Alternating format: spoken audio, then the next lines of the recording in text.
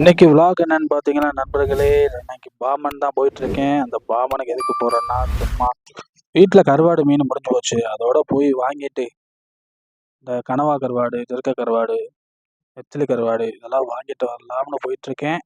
அங்க போனோம்னா கொஞ்சம் சீப் அண்ட் பெஸ்ட்டா கிடைக்கும். ஆனா, பைக்ல போக முடியலங்க. வெயில் சரியான வெயிலா இருக்கு. அதான் ஒரு ஆட்டோல போயிட்டுருக்கேன். இங்க பாருங்க இந்த இடம்லாம் எல்லாமே ஃபாரஸ்ட்டுக்குள்ளது. இங்கிட்டு வீடுகள்லாம் இல்ல. இந்த இடம் பூராமே ஃபாரஸ்ட்ல உள்ளது. நம்ம பாம்பன்லேருந்து இங்கிட்டு தாண்டி வந்தீங்கன்னா, இது ஒரு தீர்த்தங்க. இந்த தீர்த்த குண்டு இது. இது பார்த்தீங்கன்னா, ராமேஸ்வரத்திலே அதிக உயரம் கொண்ட மனிதனோட ஒரு இது சமாதி. இப்ப நான் காட்டுறேன் பாருங்களேன். அங்க ஒரு இடம் காட்டுறேன் பாருங்க. இந்த ஆட்டோகாரன் சேனல்ல வந்து அவங்க பூராமே ஒரு இடத்துல வந்து ரீல்ஸ் பண்ணுவாங்க. அந்த இடம் தான் இப்ப காட்டுறேன்.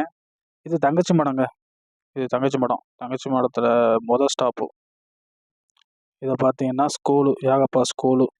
தங்கச்சி மடத்துல ஏகப்பா ஸ்கூல் இருக்குல்ல, அந்த ஸ்கூல் இது. இது பக்கத்துலயே சர்ச் இருக்குங்க.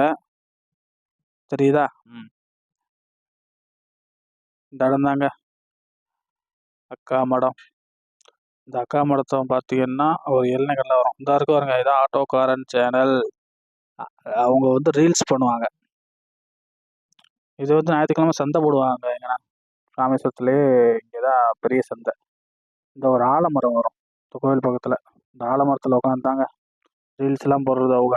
வீடியோல பார்த்துருப்பீங்க. உங்களுக்கு கனவா கருவாடு பிடிக்கும்னா கமெண்ட்ல, உங்களுக்கு கருவாடு மீன் பிடிக்கும்னா நீங்க கமெண்ட்ல சொல்லுங்க. இதாங்க பாம்பன். பாம்பன் இப்போ நம்ம பாம்பன் பாலம் தீவை விட்டு ராமநாதபுரம் போகிற பாலங்க இது. இந்த பாலம் தாங்க பாம்பன் பாலம். அதுக்கு உள்ளே போய் காட்டுறேன் பாருங்க. நான் இங்கே கீழே அந்த இடம் தான் கருவாடு வாங்குற இடம். நான் எப்பயும் அங்கே தான் போய் வாங்குவேன். இது வந்து பாலத்துக்கு கீழே உள்ள ரோடு. நீங்கள் அங்கிட்டிருந்து வர்றீங்கன்னா ரைட் சைடு இருக்கும், இந்த சரக்கு பாலம் மாதிரி. சூப்பராக அருமையாக இருக்கா? எவ்வளோ ரம்மியமாக, எவ்வளோ உயரமாக, எவ்வளோ அழகாக கட்டியிருக்காங்க. எத்தனை கல் அடுக்கியிருப்பாங்க அந்த பாலத்துக்கு. அவ்வளோ ஒரு அருமையான இதுங்க.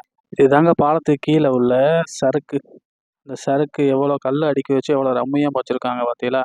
இது பாலத்துக்கு கீழே இனிமேல் பார்த்தீங்கன்னா அந்த சின்ன சின்ன குடிசையாக இருக்கும். அதுதான் வந்து கருவாடு விற்கிற இடம், மீன் விற்கிற இடம். ஃப்ரெஷ்ஷாக கிடைக்குங்க. என்ன வாங்கிக்கலாம். அப்படியே எங்கள் பெரியம்மா வீட்டுக்கு வந்து பார்த்தா, ஹைபிரிட் விதையில ஒரு பப்பாளி மரம் இருந்துச்சுங்க.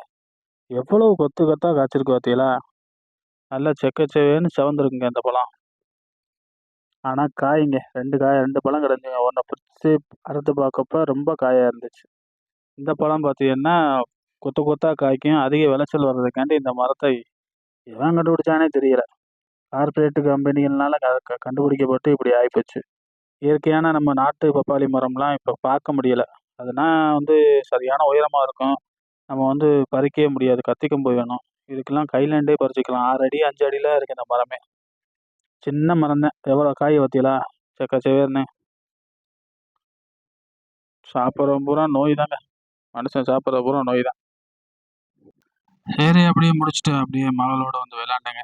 விளாண்டுட்டு கண் எது, காது எது, மூக்கு எதுன்னு அதை சொல்ல விட்டு ஒரு வீடியோ எடுத்து வச்சுக்கிட்டு